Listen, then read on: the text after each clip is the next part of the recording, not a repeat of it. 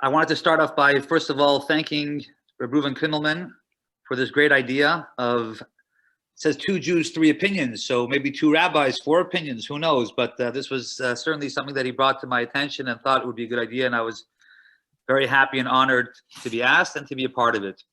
And the idea is that I'm going to, so first of all, for those of you who don't know from my class, Reuven Kindelman is professor at Brandeis, is a dear friend, and that's first and foremost my connection to him, as well as a teacher and someone that I learned from. And anytime he is in our shul, in our congregation, all of us enjoy hearing him and share Torah.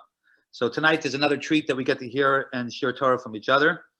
And the idea is that we thought the structure would be is that each of us would share an insight into the parsha and perhaps weigh in on each other, but you'll get different perspectives, different styles, and the net result, God willing, we'll all be smarter for it. So that's really what's going on here today. What do you say, Reuven? Shall we begin? We shall begin. Okay. So the topic that I'm going to discuss really at first is the idea of this ladder. You know, this idea of ladder has been the subject of many paintings, many sort of storylines in our Judaism. But the truth of the matter is, it's only one small verse, and it begins at the very beginning of this week's Torah portion. And as we know, nothing is arbitrary. Everything has significance. Everything has meaning that we must take to heart. So I'm going to try to share, as I always do, what is the meaning that we can take in our personal lives in the very moment that we find ourselves in. In general, Torah is Melashon Hara'ah. When we have the Torah, for those of you who come to our shul, we know that every Shabbos I say that this is the most important Shabbos of our life, because in this Torah portion is given to us specifically what we need, the spiritual DNA, in order to combat the week ahead of us. So once again, we find ourselves in a strange world. We haven't come out of it yet, from what I can tell. And we have to look deep into the Torah for the messages and meaning in order to propel us, armor us, guard us, and give us, most importantly, the inspiration to move forward. So I'm going to encourage everybody to, if you can, show us your face. We don't see you during the week. We don't see you during Shabbat. So it's always great if you're able to show us your face. If not, you can always turn off the mute button. So yeshikah for that. So we'll begin.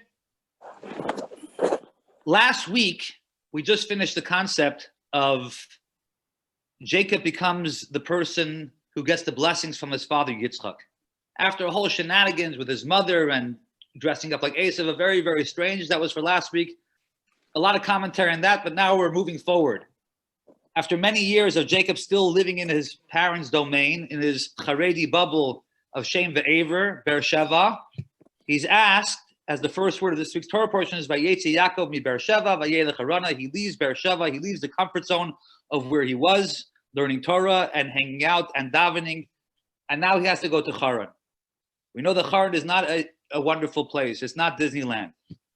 Not only has to go to Haran, he has to go ahead and ultimately meet Laban, who is not exactly the greatest character in the whole world.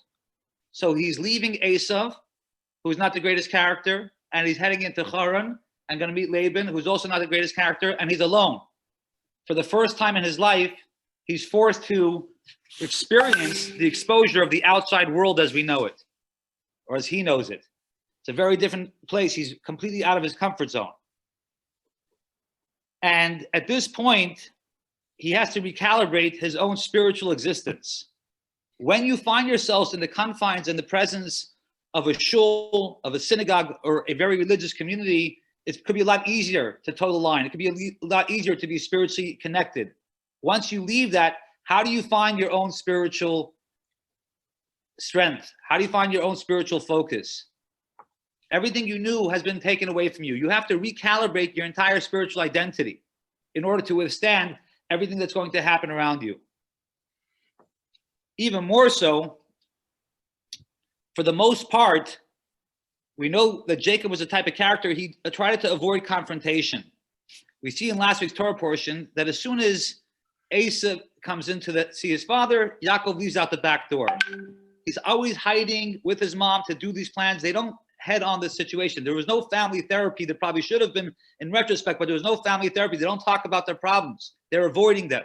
They're sneaking in to get past.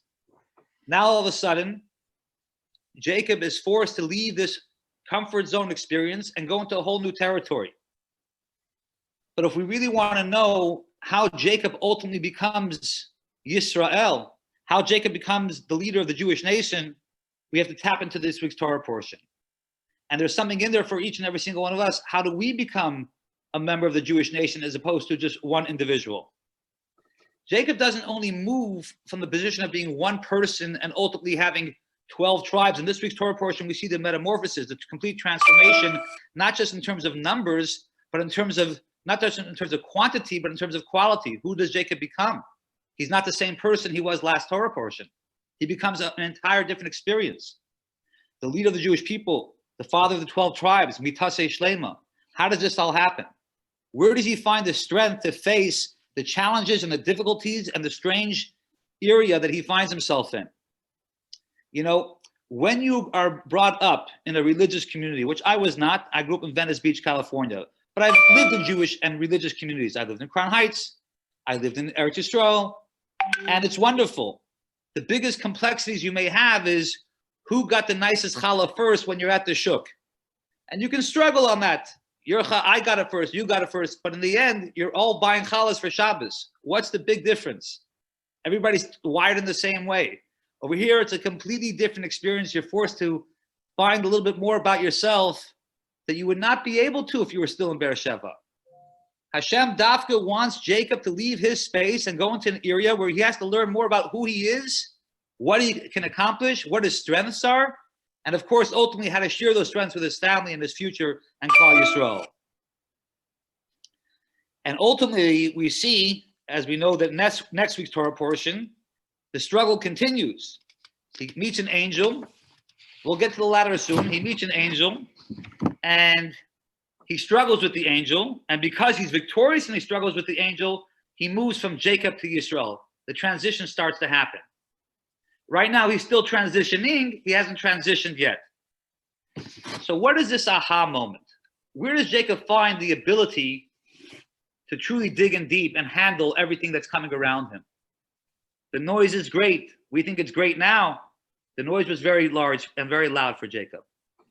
So let's listen to this and see if we can something we can pull into our own experience. Maybe it's the second verse, third verse. As soon as Jacob leaves from Beersheba to Haran, he goes to sleep. He has a dream. What's the dream? The famous dream, there's a ladder. And there's angels that are ascending and descending. There's a very interesting commentary, Medrash, that says that are the angels ascending and descending on the ladder, or are they ascending and descending on Jacob himself? As it were, maybe Jacob is this ladder, and the angels are ascending and descending. Why are they ascending and descending? Well, they are ascending because we know it says Israel, in whom I will be glorified. It's Isaiah 49. What does that mean? That Yisrael, the Jewish people, Hashem will be glorified in the behavior of the Jewish people.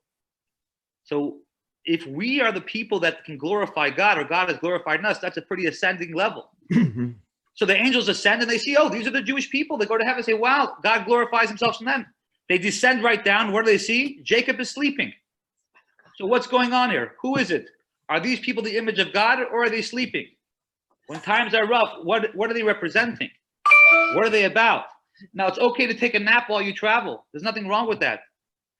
But if angels are poking and prodding you, wanting to know which one are you, then it behooves you to figure out what is taka happening and what is your ability. So what we need to understand is that Jacob ultimately realizes from this experience and this vision that he has through his dream is that he himself actually is the ladder that connects heaven and earth. The ascending and descending angels that are on him are their way and God's way of letting him know that he has the ability to reach the highest level to ascend. In the experience of humanity is unfortunately one where we continuously find ourselves descending for different reasons. We're constantly challenges. We may have a brother Esav. We may have a challenge of Corona. Whatever it is in our life, it's never a perfect, trajectory. Always, that's when Mashiach comes. When we have redemptive error, utopian error will always have that. Otherwise, there's dissensions and ascensions. You read the Zutzar Chaliyah, and it's back and forth. But Jacob's able to survive because he has this vision. He realizes that as low as he may find himself and as difficult as it will be, at some point of his ladder reaches heaven. So there's a part of him that can always reach heaven. And this ability to reach heaven ultimately is the very, very purpose and the existence of creation. That all of us from one side, the bottom of the ladder, the feet of the ladder are on the ground. And one can say, present company excluded, that the feet of the ladder, they're not just in the ground, but they maybe even dug in the dirt. But yet there's another part of us that also reaches heaven. So the ability for Jacob to understand that he can always look up and always connect and recognize that he should always be in the image of God, and he has the ability to be in the image of God no matter the circumstances. That propels him to be able to withstand whatever challenges comes his way. Remember, he pays a big price for this. He works for Rachel and doesn't get her, then he does another 7 years for Laban. Jacob is continuously struggles.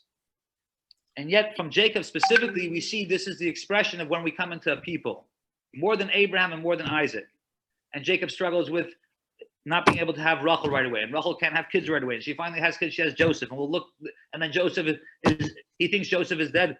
So, how does he withstand this? How does he able to find a way? How does he maintain this level of Jacobness or Yisrael? Is by ultimately being able to recognize that every single one of us is born in the image of God. Many of us think of ourselves in terms of our own personal image, perhaps as the picture on our passport, the picture on our driver's license. If we get pulled over by the cops, we have an image that he should identify who we are. That's not our image. That's not what we're about. It's not what we look like on the passport. Our image is B'Tselem Elokim, Adam Adomeh Elyon. And as soon as Jacob realizes this, the sky is the limit, pun intended.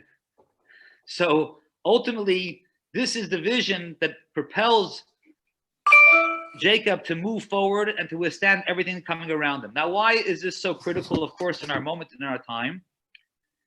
There's a concept called Bishvili Nivra Olam, the world was created for me.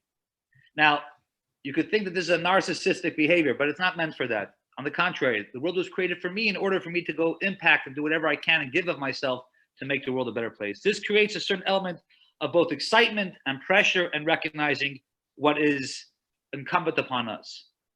And why do I say this? Because I've been thinking a lot about this lately, especially with Hanukkah coming up. And for most of you know, some of my friends over here, that Hanukkah is a time that we really lean into the community and we share the light and we give menorahs and we bring light to the crowd. And, you know, last year, this time I would go to sleep at night thinking, how do I get 1,000 people on a rooftop in downtown Boston? And this year I have a different type of dream.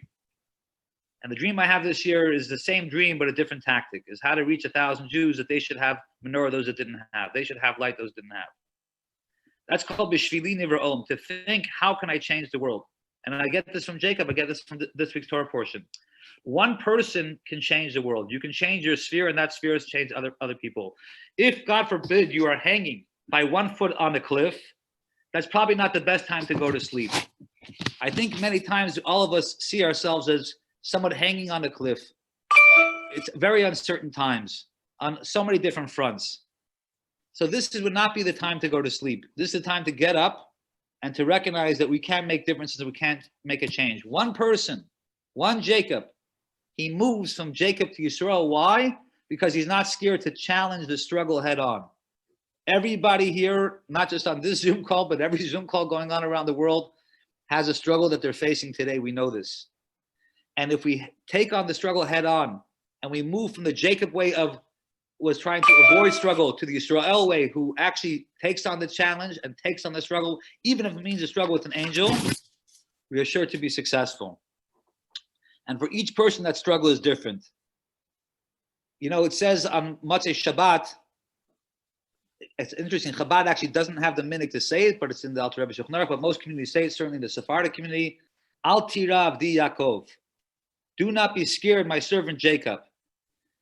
When you're Yisrael, when Jacob moves to Yisrael, we don't need to warn him to be scared because he's Yisrael, he's fine, he's perfect. He just had Shabbos, he's wonderful. But Motzei Shabbat, he moves from this extra soul that he got at Shabbat from the Sham Yisera of Yisrael. Now he slips back into Yaakov.